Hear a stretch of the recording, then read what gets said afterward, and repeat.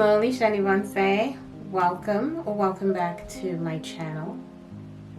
I was supposed to say that backwards. But anyway, my name is Tumby if it's your first time here, and today I would like to show you what I did, or rather what I'm doing in the kids' bedroom. I'm doing a refresh from Christmas time, and I would kind of like to take you through my decorating process. So this room is quite playful. I kind of feel like it's got a little bit of whimsy as well.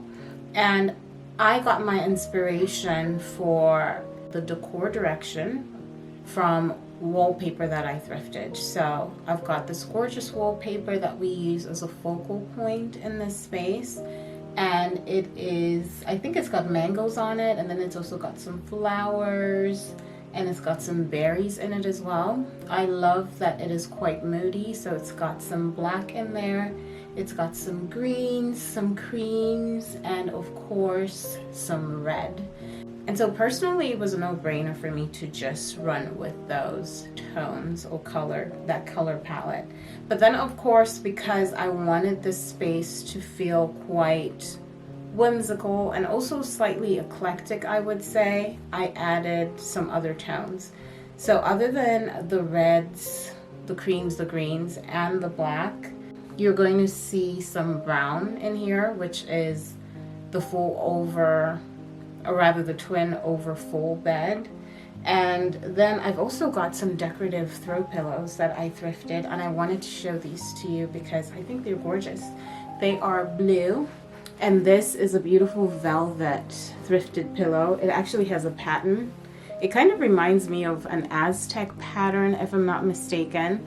So usually what I do in this space, because I'm using it here, I don't want it to clash too much with the wallpaper, and so I use this side. So it's a good thing that one side is really plain and it's velvet, and it just looks perfect. It works for me. And then I also found this gorgeous, it's almost Victorian, but I like the fringe on this pillow, and it's got some gold in there, it's got some reds and the blues, of course. And then the fringe itself ties in with my thrifted JCPenney curtains. So these are probably not necessarily old, but I think they're older. They're not vintage, but they're older curtains, and I just love the fringe at the bottom. They're super long, super luxurious, and this reminded me of them, and so I love that. And then I have this lumbar pillow as well. It's got the blues, the blue, the reds, and the greens, and this reminds me of something that you probably see in a Ralph Lauren catalog or store. That was thrifted as well. I usually find really good thrifted pillows. And then I also have this one, which is this beautiful velvet green color. So you're going to see how I'm going to style these. I know it seems like it's a lot, but it actually looks good in the end, I promise. And then I wanted to show you this one because this one is a really cute tasseled pillow, or throat pillow that I thrifted as well.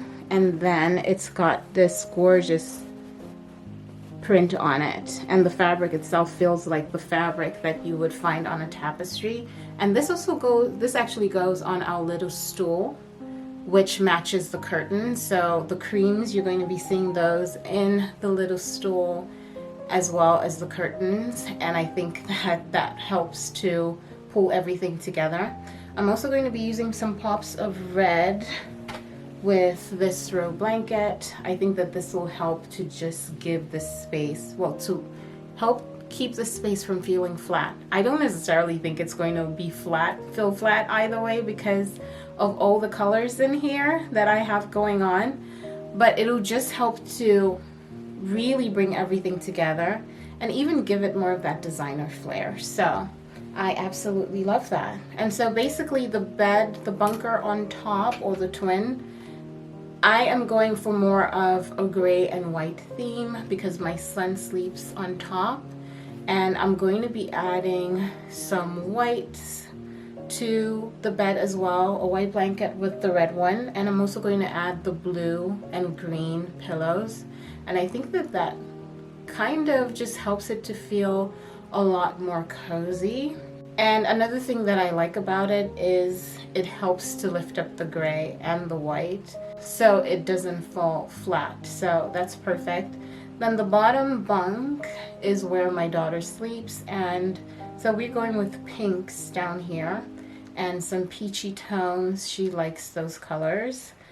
And I'm going to keep it a little bit more simple here, but maybe add some stuffed animals on both. And I think that that will help to tie both of them together. So the interesting thing is, even though I go for different styles, I still feel like everything ties in together really well, because one, the bottom has a solid color and then the top is a little bit more eclectic, I would say, and it just works for this space. And basically my goal for the kids' room is I wanted to make sure that I didn't take stuff too seriously, and also I didn't want to take away from the fun of being in a room as well. I wanted it to feel designed, well designed, but at the same time I wanted it to be grounding and cozy and playful, to where they could actually enjoy being in this space, and to where it didn't feel too cookie cutter per se, but more so like a lived-in space. And I think that's something that we love in 2026, or we want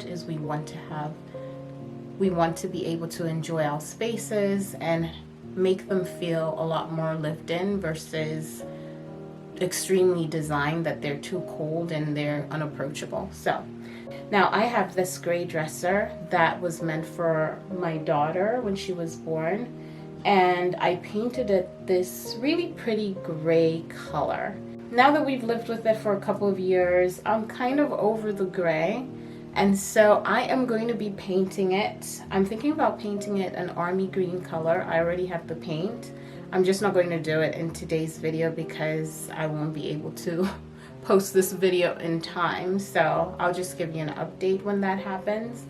But for now it works. And so because it goes with the mirror is thrifted as well, I'm wondering whether I should paint the mirror a different color as well, because the army green with the white might look too stark.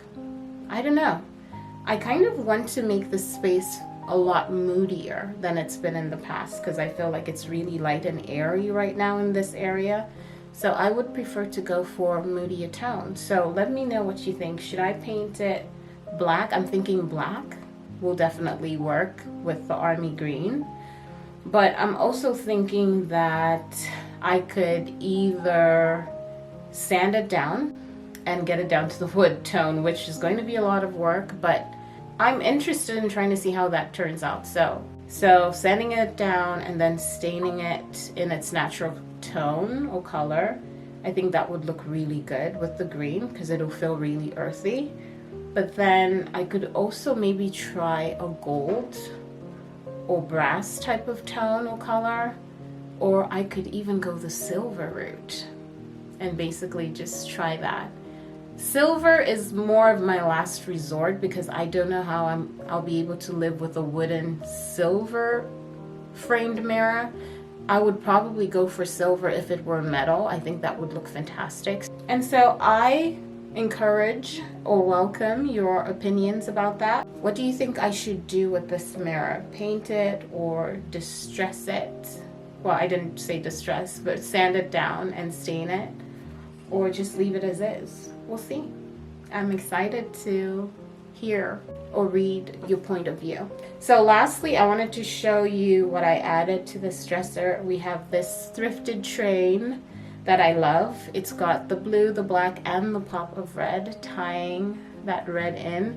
And I think I'm going to be doing a video about the unexpected red theory, so stay tuned for that one. I think you're going to really enjoy that one. Then lastly but not least, I thrifted this gorgeous lamp maybe a year or so ago, and I'd like to use it in this space. And I also thrifted a lampshade, and it's more of this beautiful, not bubblegum pink, it's more of like a mauvey type of pink. And I think that that will just tie everything together. And that is basically it for this space. I don't know if I showed you the area rug in here. I have this vintage Turkish rug. Let's just call it a Turkish rug, because I literally thrifted this. So I thrifted it for like $2 or $3, which is amazing. And it is absolutely fantastic. You see some reds and creams and blues in it as well. And it just suits this space perfectly. But this is how the kids' room looks for now. I wanted to make sure that it feels cozy for the winter, but it can also transition into other seasons as well without me having to do too much to it. And so that's basically everything that I wanted to share with you in this room. Of course, we've got the plants as well, the hanging plants, which I love. And yeah, exciting stuff. So anyway, we've now come to the end of today's video. Thank you so much for hanging out with me. Please give this video a thumbs up and hype it up for the algorithm. And welcome to all of our new subscribers. Oh my goodness. Well, not the last video, but the second from the last video that I did, I was talking about we were heading towards 300 subscribers, and now I'm filming this video. It's been barely 5 or 6 days, and we are close to 500 subscribers. So thank you so much for all your support. I really appreciate all of you, and it's so exciting to see you interacting with the community and leaving all of your comments. I've been reading all of them, and I will make sure that I respond to every single one. And yeah, that is that. I'm so grateful. So I think I need to say good night because it's getting dark, and I hope you all have a lovely weekend, and I will see you all in the next one. Bye everyone.